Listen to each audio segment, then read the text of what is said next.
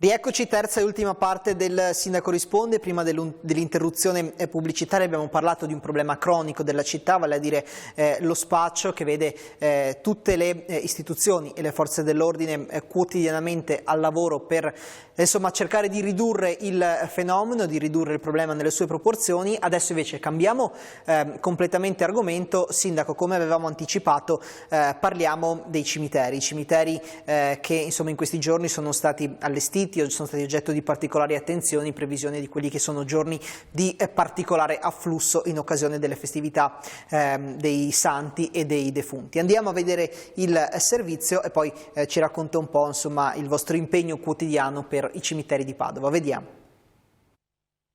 Le giornate di commemorazione dei defunti si avvicinano. Il 1° e il 2 novembre è usanza per molti recarsi nei cimiteri per soffermarsi sulle tombe dei cari che non ci sono più.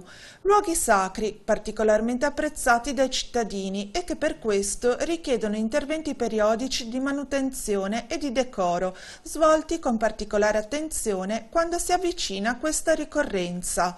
Ecco quindi che 16 cimiteri di Padova sono stati abbelliti complessivamente da 520 crisantemi e 4.800 viole del pensiero. Nelle prossimità sono state installate diverse bacheche per le epigrafi, mentre all'interno sono stati realizzati nuovi ossari e altri sono di prossima attuazione, per un totale di circa 700, suddivisi tra il cimitero maggiore, quello di Salboro, di Torre e di Volta Barozzo.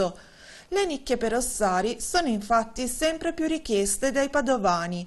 A fronte di un calo dei decessi che stanno tornando ai livelli pre-pandemia, aumentano coloro che scelgono di essere cremati. Oggi è in aumento sicuramente la richiesta di cremazioni, che supera ormai il 70% per i residenti a Padova, e poi ci sono intorno al 15% la richiesta di essere seppelliti a terra e il resto, circa 13%, nei loculi. In questi giorni cambiano anche gli orari di apertura dei cimiteri. Ci si potrà accedere dalle ore 8 alle 16:30, con conclusione delle visite entro le 17. Fino al 2 novembre nel cimitero maggiore non è consentito l'accesso a veicoli di alcun tipo, bici comprese. Per le persone con difficoltà motorie è però disponibile un servizio gratuito di accompagnamento. Sarà possibile accedere alle parti più remote e inaccessibili del cimitero tramite un montascale o il cancello posteriore, per riuscire ad accedere in modo semplice alle zone più meno accessibili attraverso i gradini. Sindaco, abbiamo sentito le parole dell'assessora Benciolini. Anche il controllo, la cura, il decoro dei cimiteri della città vi richiede particolare impegno durante tutto l'anno. Ovviamente noi ci stiamo concentrando adesso perché in questi giorni ci sarà un particolare afflusso, però è un impegno quotidiano, come è giusto che sia. È un impegno anche importante perché i cittadini non tollerano giustamente incuria o alba alta nei cimiteri.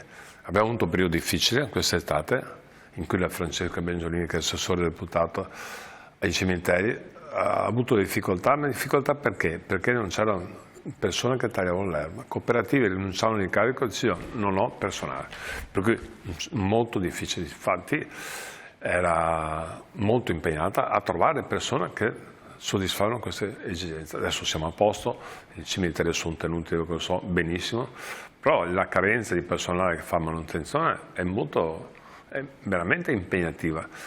Infatti su molti spazi larghi, non parlo di cimiteri adesso, parlo di spazi larghi, stiamo provando con le cooperative a robotizzare per il taglio d'erba, perché non si trova personale per fare lo sfalcio classico. Per cui c'è un'evoluzione anche in questo, il cimitero va a una cura particolare perché c'è un aspetto affettivo, ovviamente, che la gente non tollera che sia. Veramente quest'estate andavo a qualche sagra, mi piace molto andare alle sagre, e c'erano proteste, guarda che questo cimitero non va bene, e capisco benissimo. Per cui c'era un impegno della Francesca e della Benciolini molto importante, che ha assolto anche in maniera importante perché era infortunata quel periodo, in più aveva il problema che non trovava personale, per cui era emotivamente stressata, però l'ha risolto alla grande. Tra l'altro è interessante anche il discorso che faceva nel servizio proprio l'assessora: sempre più persone vogliono essere cremate, quindi questa è anche un po' una tendenza che sta cambiando, e credo che necessiterà anche di che vengano ridisegnati in qualche modo anche i cimiteri. Sì. Non sarà più a terra ma cremate, cambia. Ovviamente cambia questo aspetto sotto l'aspetto proprio del cimitero, però d'altronde gli spazi, si è visto nel passato molti cimiteri che ampliavano, adesso si vede poco perché l'impegno sull'aspetto economico, i comuni hanno sempre meno risorse, c'è poco da fare. Anche noi quest'anno, veramente il prossimo bilancio, siamo in difficoltà perché aumentano i costi. Abbiamo poche risorse o nessuna da quanto riguarda il governo, per cui, ma senza fare un'accusa al governo, un periodo difficile, poco da fare. Ma quindi sarete costretti a ridurre i servizi sostanzialmente? Io sono anche assessore a bilancio, questa delega la tengo molto per me, nel senso di responsabilità. Gli assessori non sono contenti di questo periodo, sono state tagliate le loro competenze in maniera importante sotto l'aspetto economico. Non ci sono risorse, noi eravamo abituati ad avere tante risorse nel tempo. Abbiamo fatto anni in cui c'erano risorse, ma tante. E forse in passato si è speso anche un po' troppo? I comuni sono stati abituati forse a spendere un po' troppo. Non si spende mai troppo, abbiamo fatto asfalti, abbiamo fatto tantissime cose. Altri assessori si erano abituati a questo ritmo di tanti soldi. Adesso è un po' difficile tornare indietro, però bisogna fare necessaria virtù. Di conseguenza non è possibile fare parite. Per quanto riguarda il bilancio, ovviamente può farlo qualche città grande che poi sanno, ma Padova non può farlo. Per cui siamo attenti, siamo molto attenti. I tagli sono stati importanti sia quanto riguarda la spesa corrente sia quanto riguarda la spesa capitale. Non ci sono i soldi, di conseguenza bisogna tagliare. Fa fatica anche chi diamo i contributi, non ci sono soldi, per cui una situazione veramente difficile il prossimo anno sotto l'aspetto economico. L'esigenza... Se parla nel senso difficile, vi so dire gli altri comuni con Salmessa. Per quello lo chiedevo, cioè l'esigenza di razionalizzare è forse, le chiedo perché lei è anche presidente della provincia, è anche forse alla base del fatto che qualche comune poi alla fine si fonde, è un caso dei referendum che ci sono stati nel fine settimana in alcuni comuni, 2 anche nel Padovano, la necessità magari di razionalizzare le risorse, di condividere il personale, insomma richiede poi porta a questo. Questo è un salto di qualità incredibile. Piccoli comuni che si mettono insieme per ottimizzare le risorse, per avere più contributi, è un salto di qualità incredibile. Noi siamo 102 comuni, Padova compresa, adesso siamo 101 tra poco, 102. Il nuovo comune avrà 2000 persone, fatto la fusione, 2000. Quindi vuol dire che gli altri 2 comuni erano molto più piccoli. Non voglio essere riduttivo, vuol dire intelligenza da parte degli amministratori, intelligenza da parte dei cittadini. È finita, nel senso le risorse vanno utilizzate meglio. Veramente, noi parlo di 210.000, tutta la provincia fa 910.000, ma sono 102 comuni, sono comuni a 1.000 persone, 1.200 persone. Il sindaco fa volontariato, il sindaco veramente vuol dire che un sindaco ama il suo territorio per fare questa cosa qua, perché va a lavorare sabato domenica, porta via col pulmino gli scolari e si mette a fare amministrazione, è incredibile, per cui